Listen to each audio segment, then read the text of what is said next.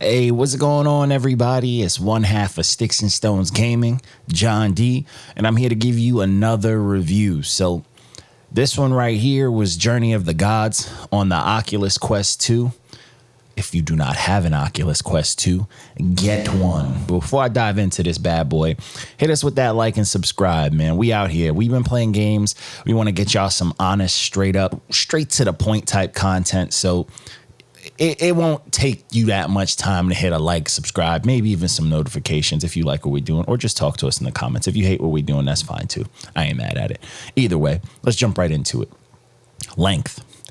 Roughly 5 hours, man. This game took me about 5 hours, give or take. I mean, if you watched the whole walkthrough that I posted on this channel, you saw me struggle at like 2 different points for at minimum 20 minutes a pop. And it was rough. Like, I couldn't even edit it out comfortably. So if you guys are into walkthroughs and like that, go watch that. It's enjoyable, I guess, if you want to watch me struggle, feel my pain, these real tears. But it's out there. But it took me about 5 hours, give or take. I didn't necessarily 100% the game. There were a few tiny little collectibles I didn't go through, but the game didn't have the best like tracking system of it all, so to me, it just wasn't worth it at some point. I mean, some of the stuff I kind of wanted to see, but it's just this how that VR life be. You know what I'm saying? Baby steps. Storytelling straight to the point. I mean, the gods are asleep and corruption's taken over your part of the world, and you are awakened to combine the power of those gods and save the world. I mean, it's cliche stuff. I mean, at this point, it's no different than anime is having a tournament segment. It's just it's just games, bro. It's just you got the throwaways, you got the fillers, and this is part of that whole genre of throwaway filler game story genericness. But either way, the way it's all portrayed is very simple. It's mostly via visuals. There's a little bit of narration in the beginning and at a few points of dialogue that you mainly get from the gods once they're awoken, but everything else is visual and told through like these little thought bubbles and images from the characters that, that are in the game. It's like them giving you tasks or them explaining something real quick and easy. For the most part, you can figure it out. I mean, it's not hard. It's like, when adults read kids' books. Don't read kids' books unless you're reading them to your kid. But either way, gameplay. The gameplay is simple. It's immersive, as most VR games should be. You have 2 weapons, a crossbow, a sword, shield combo, which will do most of your action. Eventually, these things upgrade, adding additional attacks like a sword projectile or a shield explosion.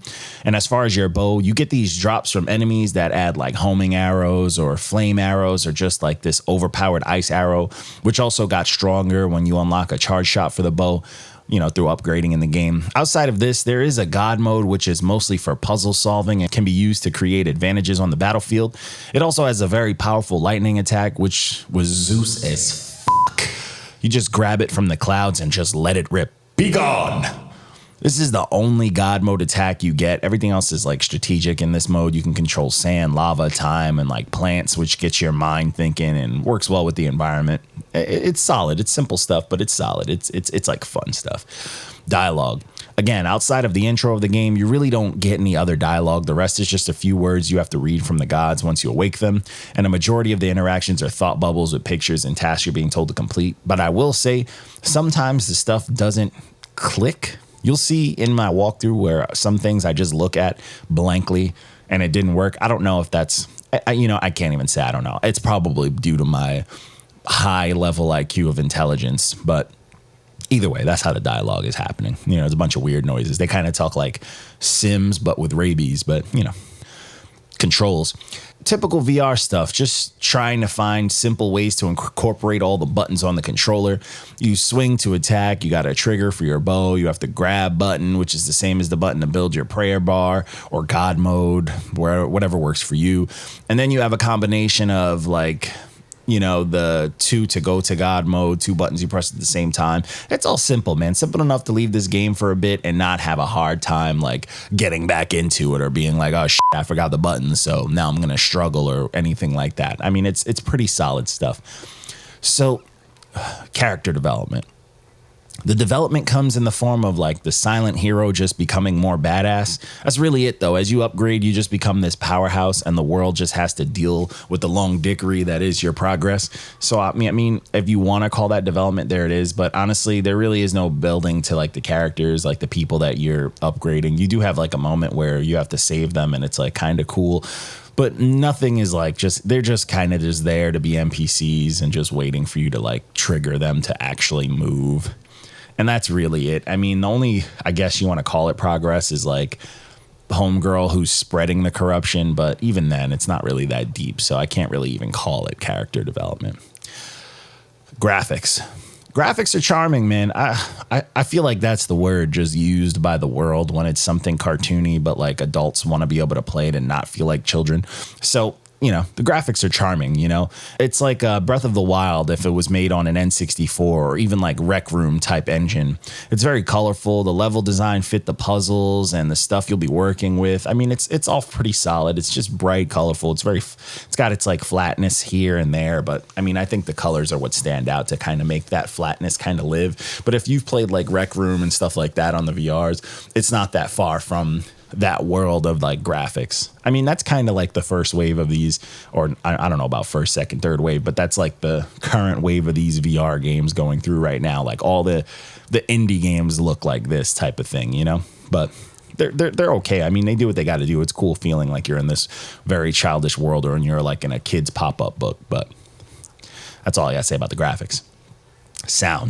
Sound is very Zelda-esque, man. You got all the cute noises and the people sounds that fit everyone you interact with, all that weird stuff. Even the villains have some strange sounds and the powers and such have nice audio as well. I enjoyed the music when I noticed it, but for the most part, I was so drawn into the gameplay that it didn't really stick. And I kind of just, the main thing that really stuck out for me were like the villain cues, especially the blah, blah, blah, blah guy. I don't know what the hell that was, but he would scare me because I knew if I didn't see him quick enough, he was coming at me full speed to just headbutt me. And that kind of stressed me out. But, you know, the villain cues were cool. And like the music, when you did notice it, seemed pretty solid. But nothing to be like, yo, this is about to, you know, change my life. And I got like the headset for the VR. So I got that, you know, my little 360 action. It was cool, but I don't know. It didn't like make my senses, you know, set them on fire like horror games usually do. But it was still solid. I'm not mad at it. The replay value on this one is low, man. Maybe to collect everything if you want to go and get everything for the upgrades. But that's really it. There isn't too much to collect, even if I did miss a few things. But I didn't have that much of an incentive. I feel like even with what I collected, my weapons and upgrades were as powerful as they're going to get. So I wasn't even tripping about that, you know. But this game, honestly, this is a sale. I would get this game on sale. It's a solid, you know, indie VR game, but I wouldn't spend full price on this, even if like the VR games full price are like probably like $25-$30. I wouldn't spend full on this. I'd wait till this is a decent sale, not like a 10-15%, like a 30-40% sale, and just get it when the price is knocked down. I think it's a cool enough experience to just be like, hey, I went through this, I played this, tell some people. But other than that, it's nothing to like dive into. It's nothing to just put on this pedestal or be like, oh, the lore of it and all that stuff. It's just like, hey, this is a fun experience. And that's it, like reading a short story or anything like that in gameplay form, you know. But the idea is here for sure. And it definitely leaves you with that feeling where it's like, oh man, imagine if they had more money, or imagine if this was a little longer, or they dove into this and had a few more things, or if it was even open world. I feel like that would even give it that push to make it an even better game, to kind of, you know, just little bits of variety, you know what I'm saying?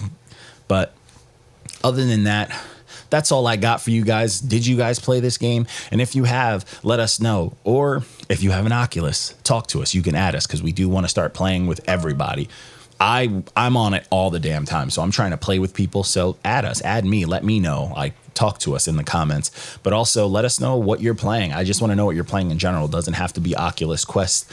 And are you guys ready for an Oculus Quest Pro if that does come out? Either way, I'm John D, one half of Sticks and Stones Gaming. I'm signing off. Peace.